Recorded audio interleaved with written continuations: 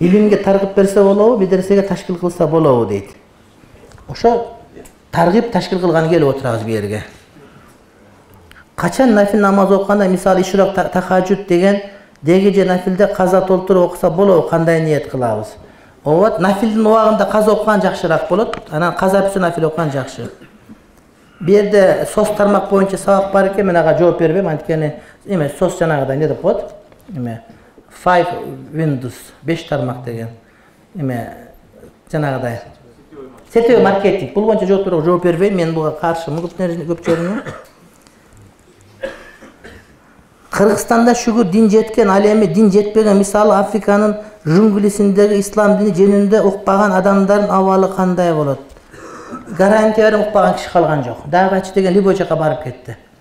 Каяка барсаң ошол жерде давачылар бар азыр эми. Дин жеткиргендер бар. Эме айтып берди мага, Франциянын амири бар, Шейх Юнус деген, билесиңерби? Ошол киши айтып берди мага. Африкага 40 күнгө жөнөдүк дейт.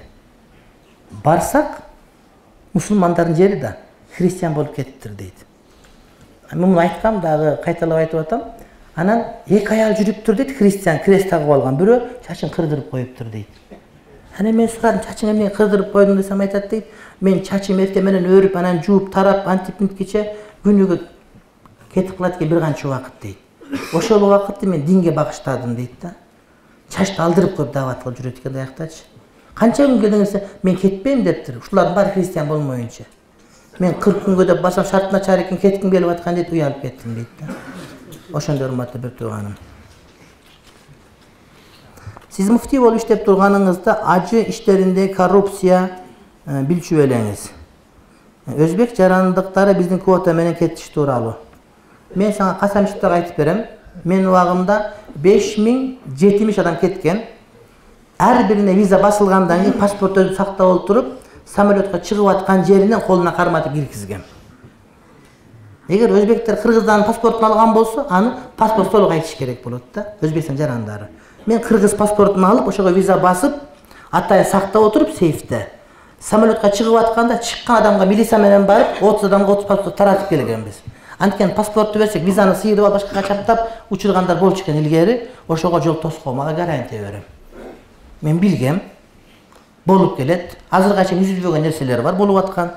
Эми инсан болгон жерде кемчилик болот. Бирок аралашкан эмеспиз, ошону сактаганга аракет кылганбыз колдон келишинче.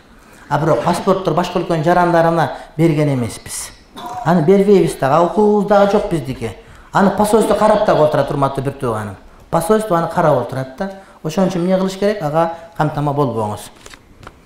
Балдардын, кыздардын аттары нар менен бүтсө андай атты койгонго болбойт деген чынбы? Рахмат. Мисалы Гүлнар, Жанар, Динар, Мунар дейт.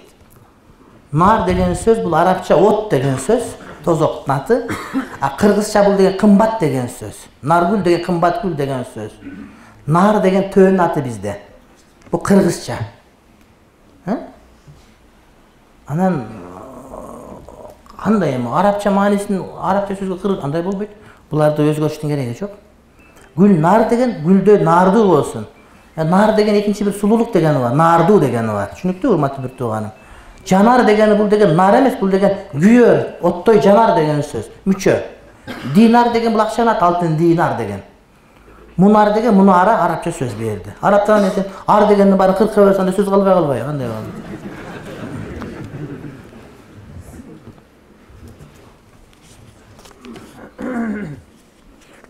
Сырт жака иштесе берекеси болбойт деп ушуга жооп берип коюңуз. Бул болбогон сөз. Болбогон сөз. Береке бардык жерде болот, ниет түз болгон болсо, туулган жерден башка же дырыс кыз деп жүрүп өлсө, бул адам шейит болот деген сөздөр бар. Анткени отуруп калган жери жок деген сөз.